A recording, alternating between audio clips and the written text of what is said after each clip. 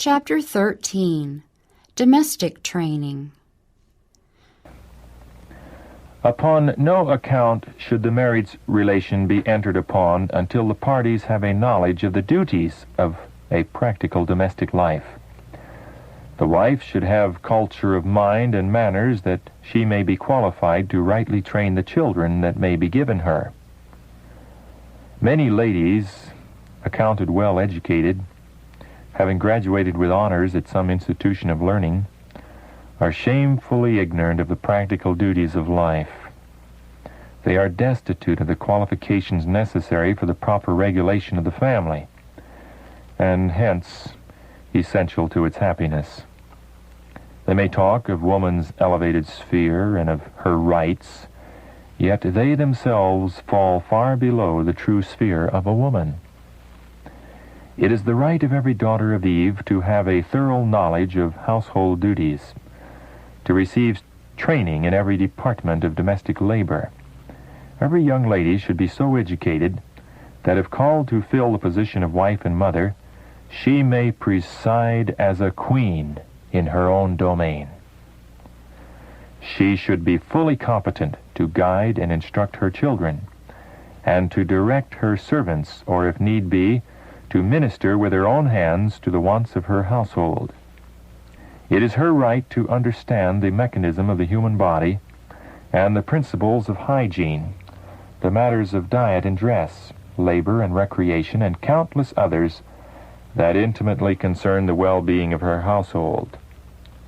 It is her right to obtain such a knowledge of the best methods of treating disease that she can care for her children in sickness, instead of leaving her precious treasures in the hands of strange nurses and physicians. The idea that ignorance of useful employment is an essential characteristic of the true gentleman or lady is contrary to the designs of God in the creation of man. Idleness is a sin, and ignorance of common duties is the result of folly, which afterlife will give ample occasion to bitterly regret. Young women think that it is menial to cook and do other kinds of housework, and for this reason many girls who marry and have the care of families have little idea of the duties devolving upon a wife and mother. It should be a law that young people should not get married unless they know how to care for the children that are brought into their family. They must know how to take care of this house that God has given them. Unless they understand in regard to the laws which God has established in their system, they cannot understand their duty to their God or themselves. The education which the young men and women who attend our colleges should receive in the home life is deserving of special attention. It is of great importance in the work of character building that students who attend our colleges be taught to take up the work that is appointed them, throwing off all inclination to sloth. They need to become familiar with the duties of daily life. They should be taught to do their domestic duties thoroughly and well, with as little noise and confusion as possible. Everything should be done decently and in order. The kitchen and all other parts of the building should be kept sweet and clean. Books should be laid aside till their proper season, and no more study should be taken than can be attended to without neglecting the household duties. The study of books is not to engross the mind to the neglect of home duties upon which the comfort of the family depends. In the performance of these duties, careless, neglectful, disorderly habits should be overcome, for unless corrected, these habits will be carried into every phase of life, and the life will be spoiled for usefulness. Many of the branches of study that consume the student's time are not essential to usefulness or happiness, but it is essential for every youth to have a thorough acquaintance with everyday duties. If need be, a young woman can dispense with the knowledge of French and algebra, or even of the piano, but it is indispensable that she learn to make good bread, to fashion neatly fitting garments, and to perform efficiently the many duties that pertain to homemaking. To the health and happiness of the whole family, nothing is more vital than skill and intelligence on the part of the cook. By ill-prepared, unwholesome food, she may hinder and even ruin both the adult's usefulness and the child's development. Or by providing food adapted to the needs of the body, and at the same time inviting and palatable, she can accomplish as much in the right as otherwise she accomplishes in the wrong direction. So in many ways, life's happiness is bound up with faithfulness in common duties. The principles of hygiene is applied to diet, exercise, the care of children, the treatment of the sick, and many like matters should be given much more attention than they ordinarily receive.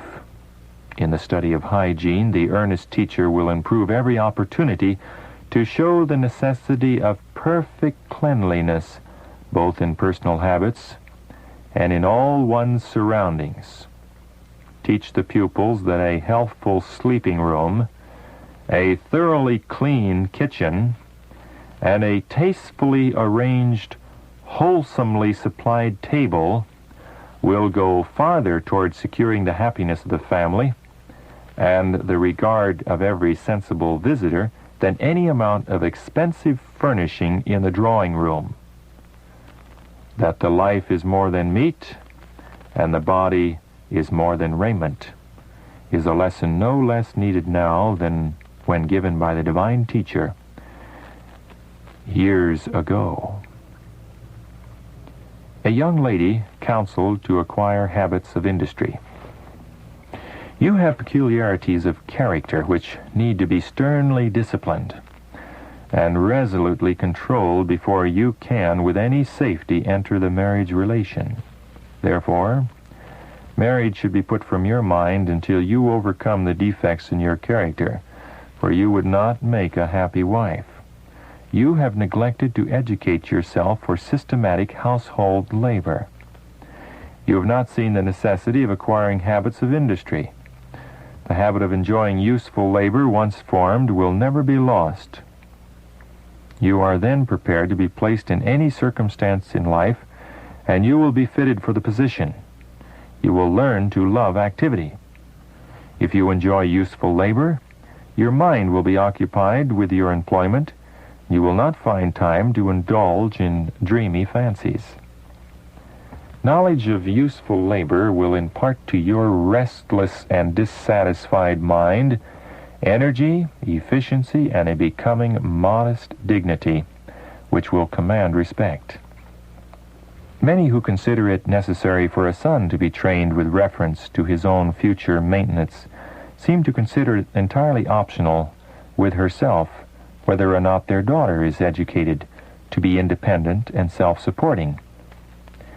She usually learns little at school which can be put to practical use in earning her daily bread, and receiving no instruction at home in the mysteries of the kitchen and domestic life, she grows up utterly useless, a burden upon her parents.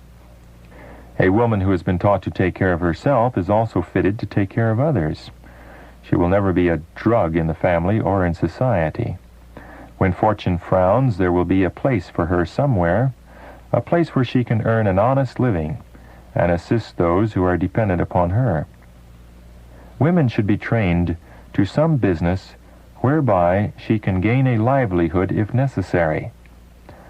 Passing over other honorable employments, every girl should learn to take charge of the domestic affairs of home, should be a cook, a housekeeper, a seamstress. She should understand all those things which it is necessary that the mistress of a house should know, whether her family are rich or poor. Then, if reverses come, she is prepared for any emergency. She is, in a manner, independent of circumstances. A knowledge of domestic duties is beyond price to every woman. There are families without number whose happiness is wrecked by the inefficiency of the wife and mother.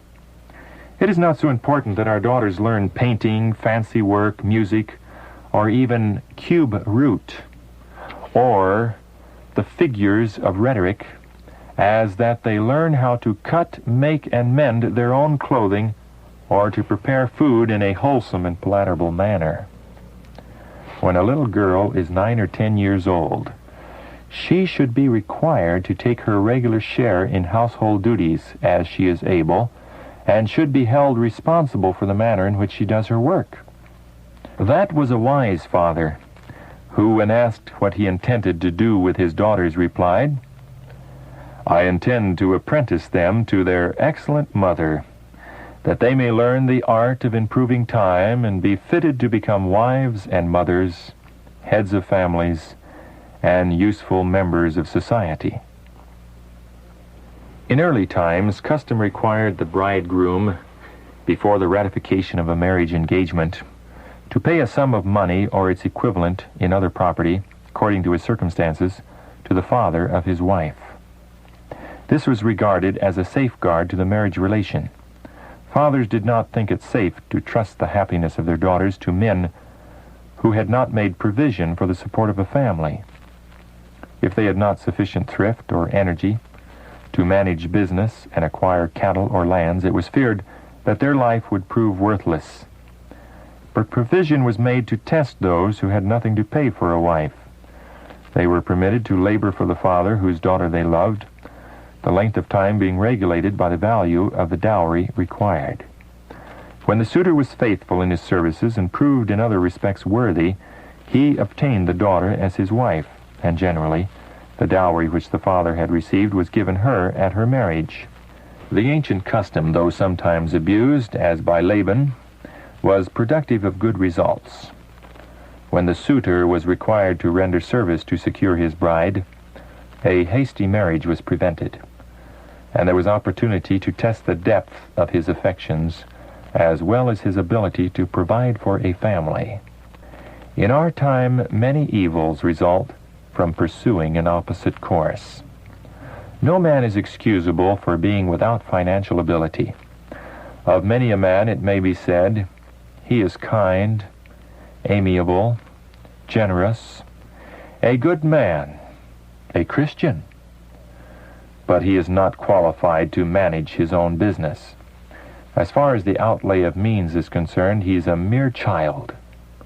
He has not been brought up by his parents to understand and to practice the principles of self-support.